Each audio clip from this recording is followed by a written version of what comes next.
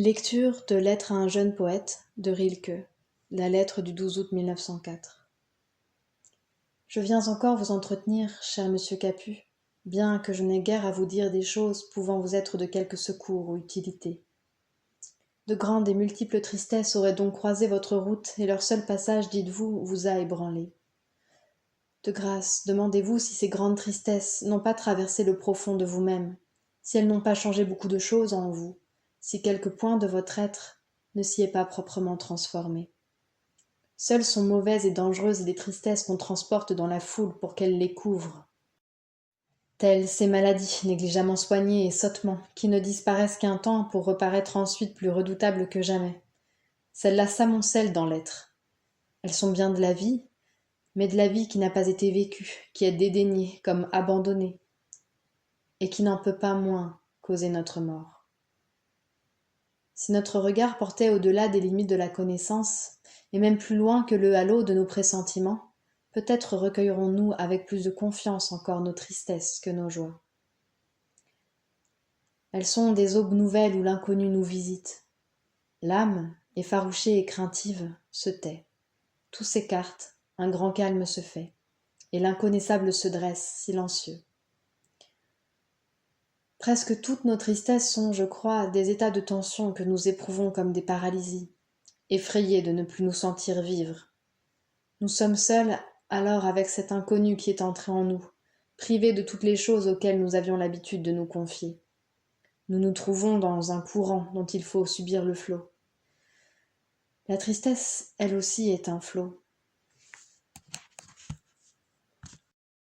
L'inconnu s'est joint à nous, s'est introduit dans notre cœur, dans ses plus secrets replis. Déjà même, ce n'est plus dans notre cœur qu'il est, il s'est mêlé à notre sang. Et ainsi nous ne savons pas ce qui s'est passé. On nous ferait croire sans peine qu'il ne s'est rien passé. Et pourtant, nous voilà transformés comme une demeure par la présence d'un hôte. Nous ne pouvons pas dire qui est venu, nous ne le saurons peut-être jamais. Mais bien des signes nous indiquent que c'est l'avenir qui entre en nous de cette manière, pour se transformer en notre substance, bien avant de prendre forme lui-même. Voilà pourquoi la solitude et le recueillement sont si importants quand on est triste. Ce moment d'apparence vide, ce moment de tension où l'avenir nous pénètre, est infiniment plus près de la vie que cet autre moment où il s'impose à nous du dehors, comme au hasard et dans le tumulte. Plus nous sommes silencieux, patients et recueillis dans nos tristesses, plus l'inconnu pénètre efficacement en nous. Il est notre bien, il devient la chair de notre destinée. Il nous maintiendra étroitement à elle quand elle s'échappera de nous pour s'accomplir, c'est-à-dire pour se projeter sur le monde. Et il faut que ce soit ainsi. Il est nécessaire, et c'est en cela que tient tout notre développement, que nous ne rencontrions rien qui ne nous appartienne déjà depuis longtemps. La science a dû déjà bien souvent modifier ses idées sur le mouvement. De même, n'apprendrons-nous que peu à peu que ce que nous appelons la destinée ne vient pas du dehors à l'homme, mais qu'elle sort de l'homme même. C'est pour ne pas avoir à absorber leur destinée, alors qu'elle n'était qu'en eux, et ne pas s'y être transformés, que tant d'hommes en sont venus à ne pas la reconnaître au moment où elle leur échappait pour s'accomplir.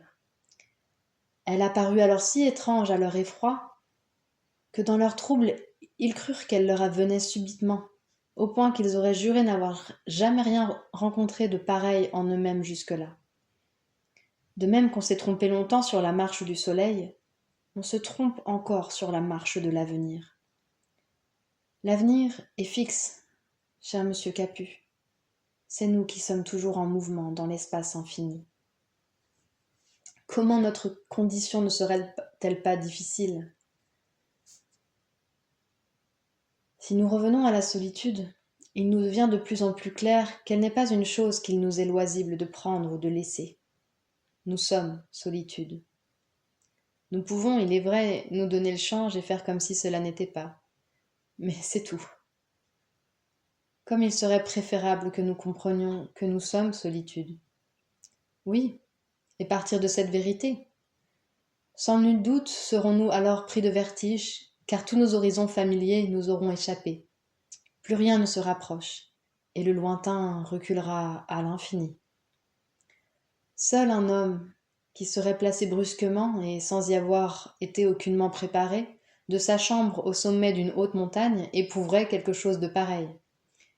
Une insécurité sans égale, un tel saisissement venu d'une force inconnue qu'il en serait presque détruit.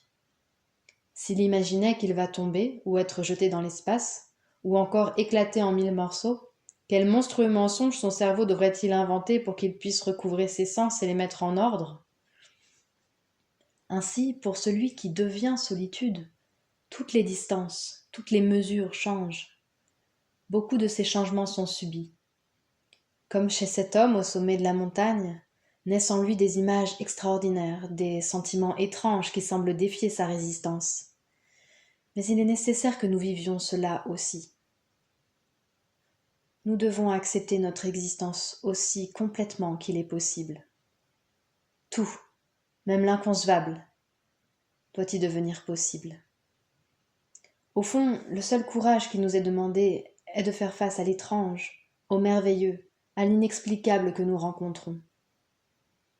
Que les hommes, là, aient été veules, il en a coûté infiniment à la vie. Cette vie que l'on appelle imaginaire, ce monde prétendu surnaturel, la mort, toutes ces choses nous sont au fond consubstantielles, mais elles nous ont été chassées de la vie par une défense quotidienne, au point que les sens qui auraient pu les saisir se sont atrophiés. Et encore, je ne parle pas de Dieu. La peur de l'inexplicable n'a pas seulement appauvri l'existence de l'individu, mais encore les rapports d'homme à homme. Elle les a soustraits au fleuve des possibilités infinies pour les abriter en quelques lieues sûrs de la rive. Ce n'est pas seulement à la paresse que les rapports d'homme à homme doivent d'être indiciblement monotones, de se reproduire sans nouveauté. C'est à l'appréhension par l'homme d'un nouveau dont il ne peut prévoir l'issue et qu'il ne se sent pas de taille à affronter.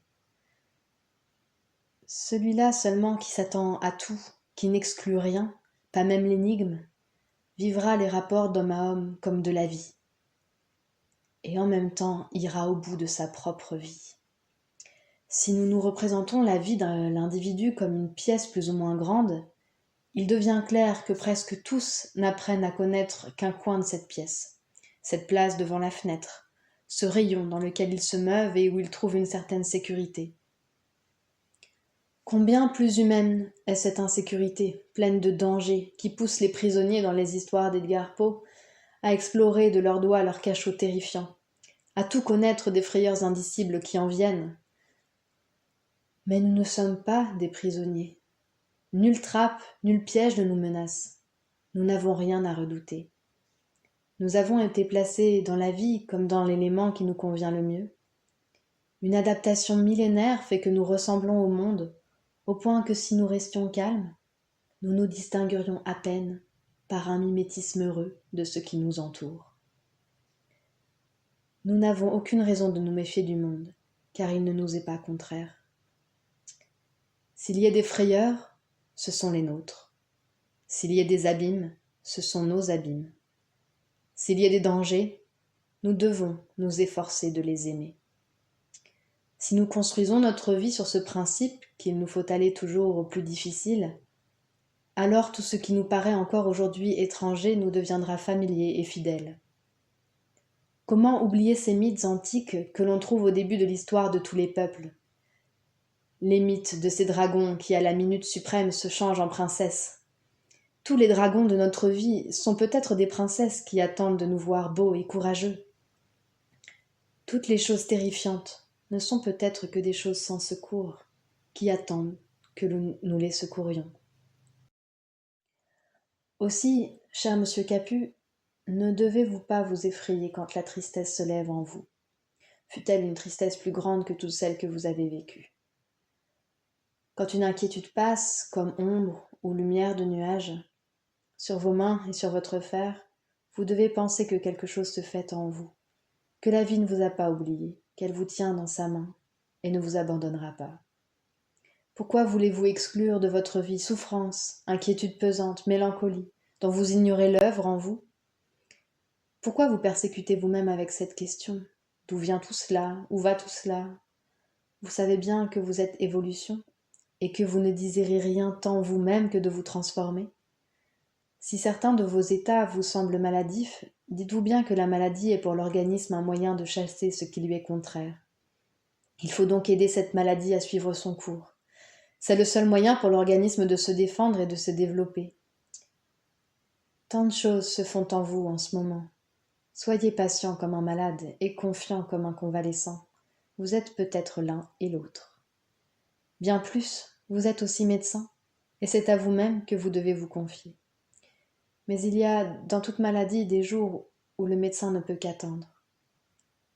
Et pour autant que vous êtes votre médecin, c'est surtout cela que maintenant vous devez faire. Ne vous observez pas trop. Gardez de tirer de ce qui se passe en vous des conclusions hâtives. Laissez-vous faire tout simplement. Sinon vous seriez conduit à vous reprocher, j'entends du point de vue moral, votre propre passé, qui a une part dans tout ce qui advient maintenant. Ce qui agit encore en vous des errements de votre enfance, de ses souhaits, de ses désirs, est tout autre que l'image que vous en gardez et que vous condamnez. Une enfance solitaire et désemparée est si difficile à vivre, si complexe, livrée à tant d'influences, et en même temps si étrangère aux échanges normaux de la vie, que là où s'introduit un vice, il ne faut pas se hâter de l'appeler vice. De façon générale, l'usage des mots demande tant de prudence, et si souvent c'est le seul nom de vice qui brise une vie, et non la chose elle-même qui, elle, n'a pas de nom, qui peut même répondre à une nécessité et trouver facilement place dans la vie. Votre dépense de force ne vous paraît excessive que parce que vous grandissez à l'excès votre victoire. La grande chose que vous avez faite ne tient pas dans cette victoire, quoique le sentiment que vous en avez d'une victoire soit juste. La grande chose, c'est que vous ayez pu remplacer un mensonge par du sincère, du vrai, du réel. Sinon, votre victoire n'aurait été qu'un redressement moral sans portée, alors qu'elle correspond à une phase de votre vie, cette vie pour laquelle je forme tant de vœux. Songez combien votre âme d'enfant enviait le cercle des grandes personnes. Je vois maintenant que ce cercle des grandes personnes ne vous suffit plus et que vous aspirez plus haut. Voilà pourquoi votre vie restera difficile.